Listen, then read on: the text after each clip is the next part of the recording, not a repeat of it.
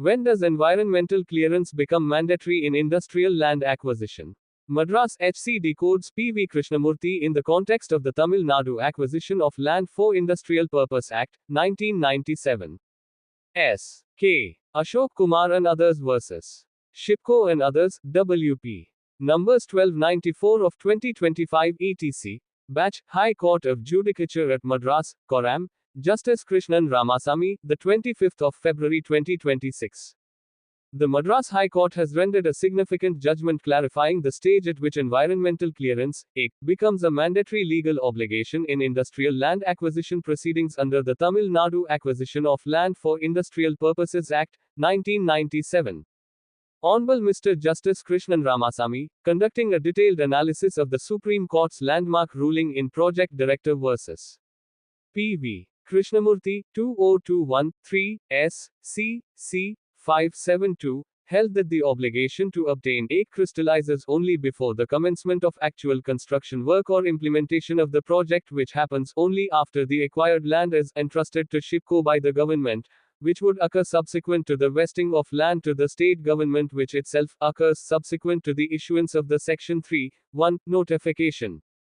Background. Multiple writ petitions were filed by landowners and farmers whose Patta and Parambok lands across 5 villages, namely Manello, Surapundi, Vaniyamalli, Madarapakkam, and Sinaptur in Tiruvallur district, were being acquired by SIPCOT for the establishment of a large industrial estate covering approximately 4,326 acres. The petitioners challenged Section 3(1) notifications issued on the 9th of May 2024, the 17th of October 2024, and the 25th of April 2025, as well as the alienation order and enter upon permissions granted to SIPCOT, on the principal ground that no prior environmental clearance had been obtained before these orders were passed, which they argued to be contrary to the 2006 EIA notification, the 2014 Office Memorandum, and the law in P.V. Krishnamurthy. Question of law. 1. Whether the issuance of Section 3(1) notification can be construed as commencement of construction work or preparation of land by the project management. And what would be the stage at which the actual construction work or preparation of land would occur. 2. Whether Section 3(1) notification can be issued under the Tamil Nadu Acquisition of Land for Industrial Purposes Act, 1997, before obtaining the environmental clearance. Section 3(1) notification cannot be construed as commencement of any construction work. The Supreme Court in P.V. Krishnamurthy had categorically held that the 2006 EIA notification does not restrict the government's power to initiate acquisition proceedings. AK is required to be obtained only before commencement of actual construction or building work by the executing agency, which happens only after the land is finally vested in central government, subsequent to which the entrustment of land to NI will be made by the central government.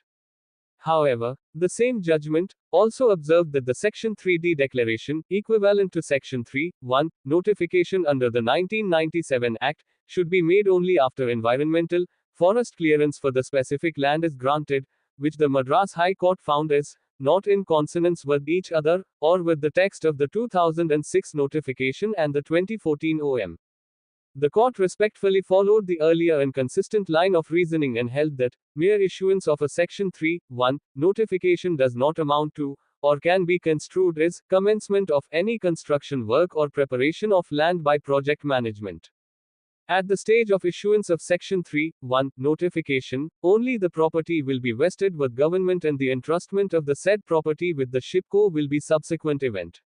Only after such entrustment, the commencement of construction work would arise, which would happen after obtaining environmental clearance. The 1997 Act's express protection for landowners.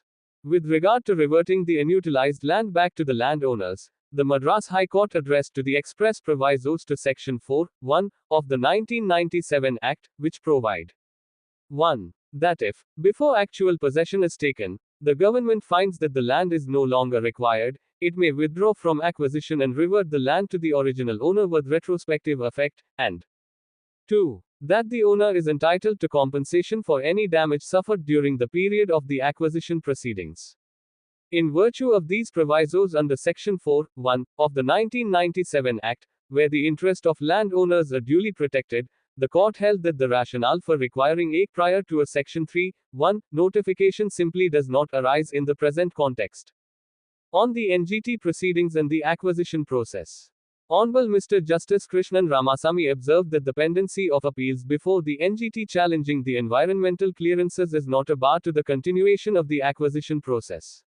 The Madras High Court made it clear that order passed in the appeals, pending before the NGT, is only pertaining to the issue of environmental clearance, and the same will not stall the acquisition process, since the process of acquisition and the process of obtaining environmental clearances are parallel procedures until the stage of commencement of construction work. Therefore, mere pendency of appeals before NGT will not be a bar for acquisition process, but the construction work and other development activities shall commence after the receipt of environmental clearance.